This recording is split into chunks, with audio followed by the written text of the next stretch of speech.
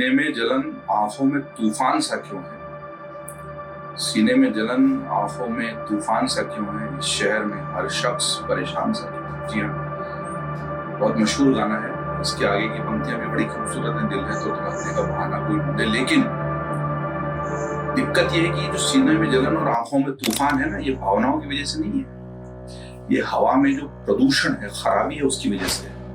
नोएडा में बैठा हूँ इस वक्त, राष्ट्रीय राजधानी क्षेत्र है, और आप जो लोग दिल्ली के बाहर हैं वो बार बार जब सुनते होंगे AQI बढ़ गया, 400 के पार चला गया।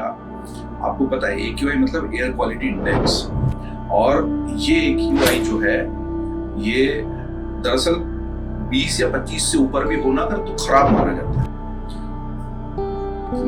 न्यूयॉर्क में, अमेरिका के आमतौर पर बड़े शहरों में ये होता है 7-8, कहीं कहीं 1-2।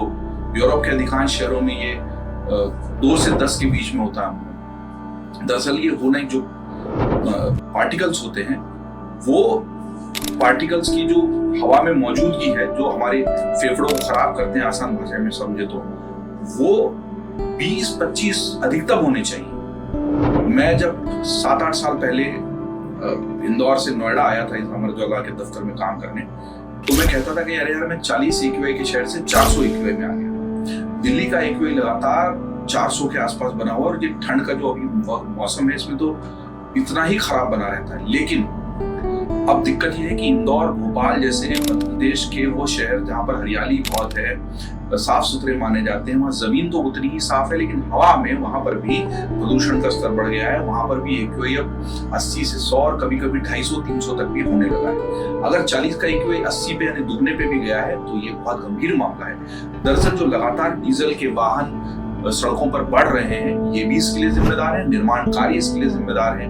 और जिम्मेदार है हमारी आदतें। हम केवल दोष देते रहते हैं कि AQI बढ़ गया और सरकार कुछ नहीं कर।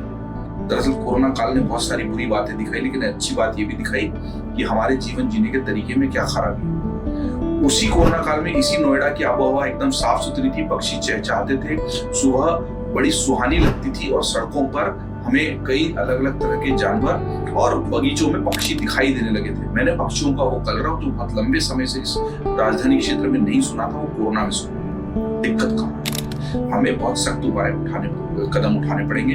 आप याद कीजिए, आज से 1 दशक पहले बीजिंग में, चीन में इसी तरह की दिक्कतें थी, और वहां की हवा को लेकर बात होती थी, आसमान पीला और लाल तक हो गया था। लेकिन वहां इस तरह के कदम उठाए गए कि बीजिंग की आबोहवा काफी साफ सुथरी हो गई।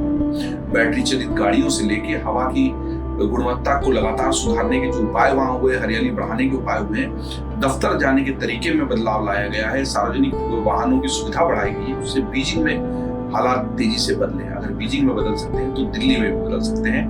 जरूरत है सही दिशा की, राजनीतिक इच्छा शक्ति की, और लोगों की उसमें शामिल होने की। केवल हर साल हम इन 2-4 महीनों में AQI को कोसें, सरकार को कोसें, जंतर मंतर पर प्रदर्शन करें, उससे हवा ठीक होने वाली नहीं है। इसके लिए जरूरी है कि हम अभी जाग जाएं, अभी चेत जाएं और दिशा में कदम उठाना शुरू करें।